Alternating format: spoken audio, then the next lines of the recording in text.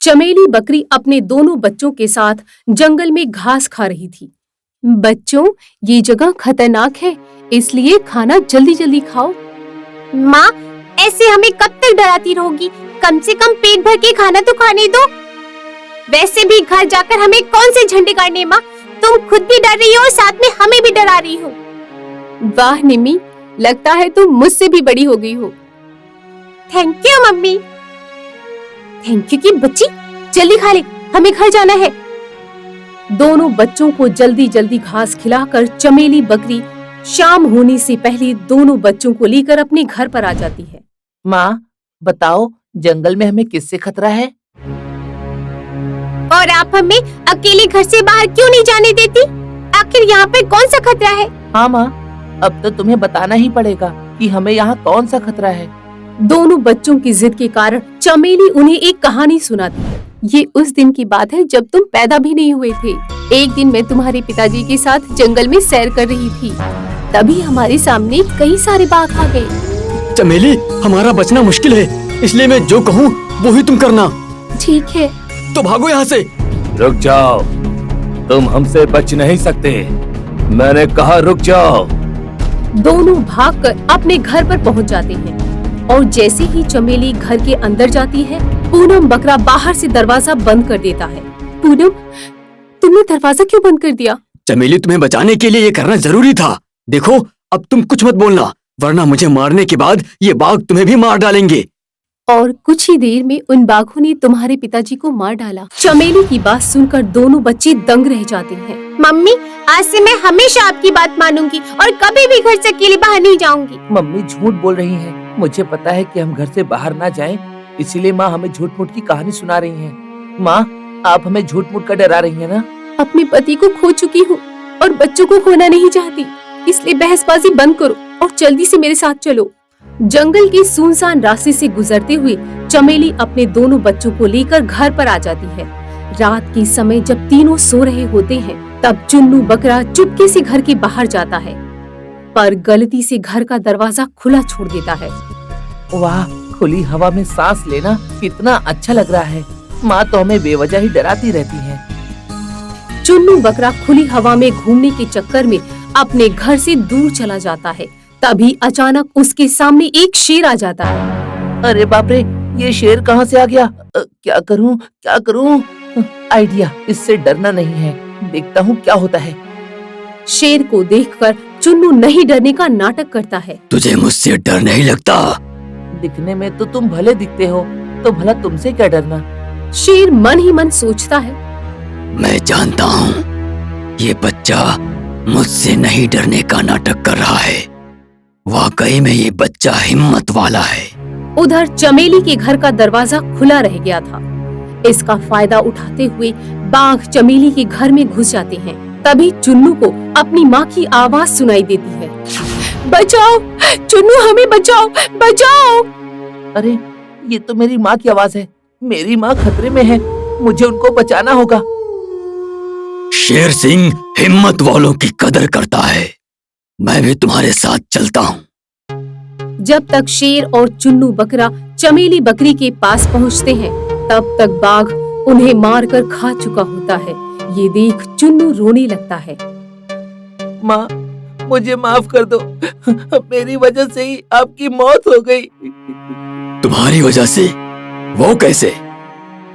खुली हवा में घूमने के चक्कर में जब मैं घर से बाहर निकला तो गलती से मैंने घर का दरवाजा खुला ही छोड़ दिया था। मैं ही मेरी माँ का हत्यारा हूँ। अब मुझे जीने का कोई अधिकार नहीं है। ऐसा मत सोच बेटे। शेर सिंह, आप मुझे मारकर खा जाइए, अब मैं जीना नहीं चाहता। मैं शेर हूँ, शैतान नहीं। दुखी और मजबूरों का सहारा बनता हूँ, उन्हें मारता नहीं। पर अब मैं अकेला इस जंगल में जीकर आखिर क्या करूँगा? मासूम चुन्नू के आंसू देखकर शेर को दया आ जाती है। रो मत बच्चे, आज से तू मेरा बेटा है, अब मैं तेरी परवरिश करूंगा। शेर सिंह चुन्नू बकरे को अपना बेटा मान लेता है। अगले दिन शेर सिंह जंगल में सभा बुलाता है। देखो भाइयों, मैंने इस बच्चे को गोद लिया है, अब ये मेरा बेटा है। वाह राजा साहब, आप कितनी महान हो। इस अनाथ बच्चे को सहारा देकर आपने महानता का सबूत पेश किया है। हम बड़े भाग्यशाली हैं कि आप हमारे राजा हो। शेर सिंह अच्छा राजा था। वो हमेशा जंगलवासियों की रक्षा करता था। उसकी अच्छाई और महानता देखकर सारे जंगलवासी खुशी खुशी उसके आदेश का पालन करते हैं। कुछ दिन बाद शेर सिंह चुन्नू बकरे के साथ खेल रहा होता है। ये देख भालू कहता है, हिरण, शेर सिंह चुन्नू बकरे को कितना प्यार करते हैं, है ना? हाँ, जिसे शेर सिंह ही चुन्नू का असली बाप है। शेर सिंह चुन्नू बकरे की अच्छी से परवरिश करता है। एक पिता बनकर उसकी हर जरूरत पूरी करता है। इसी तरह कई साल गुजर जाते हैं और शेर सिंह बूढ़ा हो जाता है। तब चुन्नू बकरा भी शेर सिंह की तरह ऊंचा और बड़ा हो जाता है। पिताजी, अब तक आपने बाप होने का फर्ज निभाया है, अब मुझे बेटा होने का फर्ज निभाने दीजिए। हाँ हाँ बेटे, पर तुम करना क्या चाहते हो? मैं आपके बुढ़ापे का सहारा बनना चाहता हूँ। ये तो बड़ी अच्छी बात है बेटे। पिताजी, मैं आपको जंगल की सैर करवाना चाहता हूँ। चलिए ना पिताजी, हम जंगल में घूम कर आते हैं। ठीक है बेटा, जैसी तुम्हारी मर्जी। शेर सिंह और चुन्नू बकरा जंगल में सैर करने जाते हैं। तभी वहाँ कुछ बाघ आ जाते हैं और उन्हें घेर लेते हैं। अरे बाप रे, ये बाघ कहाँ से आ गए? डर मत बेटे, जब तक मैं जिंदा हूँ ये बाघ तुझे छू भी नहीं सकते। रुक जाओ, ये मेरा बेटा है। अगर इसे खरोच भी आई तो मैं तुम सबको जिंदा नहीं छोड़ूंगा। भाइयों से पंगा लेना मतलब मौत को दावत देना है। ओहो भाई, मैं भी मरना नहीं चाहता हूँ। अगले इतवार को मेरी शादी है, मैं भी जिंदा रहना चाहता हूँ। सॉरी शेर सिंह, हम जा रहे हैं। सारे बाघ शेर सिंह के डर के कारण वहाँ से चले जाते हैं। आज भी अपने पिता का खौफ देखकर चुन्नू बकरा दंग रह जाता है। क्या बात है पिताजी, अभी भी आपका डर बरकरार है? देखा कैसे दुम दबाकर सारे बाघ भाग गए। मेरे बच्चे को कोई हाथ लगाए, ऐसा जानवर आज तक कोई पैदा नहीं हुआ। पिताजी, आप मुझसे इतना प्यार करते हैं? हाँ बेटे, अपनी जान से भी ज्यादा। फिर शेर सिंह और चुन्नू अपने घर पर आते हैं। तब शेर सिंह की गुफा के बाहर जंगल के कई प्राणी खड़े थे। उन्हें देख शेर सिंह ने पूछा, आप सब यहाँ? सब ठीक तो है ना? महाराज, बारिश का मौसम आने वाला है, इसलिए हम सब सोच रहे थे कि जंगल में कुछ कुएं का निर्माण होना चाहिए ताकि पानी की समस्या ना हो। इसलिए हम आपकी अनुमति लेने आए हैं। अरे भाई, नेकी और पूछ-पूछ। जंगल के हर एक हिस्से में एक एक कुएं का निर्माण करना शुरू कर दीजिए। मैं आपके साथ हूँ। अनुमति देने के लिए आपको शुक्रिया। अपने पिता की इज्जत देखकर चुन्नू खुश हो जाता है। रात के समय चुन्नू बकरा गुफा के बाहर बैठा हुआ सोचता है, जंगल के सभी प्राणी पिताजी का कितना सम्मान करते हैं। अगर मैं इस जंगल का राजा बन जाऊं तो ये इज्जत मुझे भी मिल सकती है। तभी वहाँ पर लोमड़ी आती है। क्या सोचता है चुन्नू, क्या ये सम्मान तू भी पाना चाहता है? हाँ, पर कैसे? देख चुन्नू, शेर सिंह के मरने के बाद तू ही जंगल का राजा होगा, पर शेर सिंह कब मरेगा ये किसी को नहीं पता। हाँ, यही सच है। पर अगर तू कल राजा बनना चाहे तो भी बन सकता है। पर वो कैसे? शेर सिंह को मार कर। अरे भाई, एक न एक दिन तो उन्हें मरना ही है, पर जितनी जल्दी वो मरेंगे उतनी जल्दी तुम राजा बन सकते हो, है ना?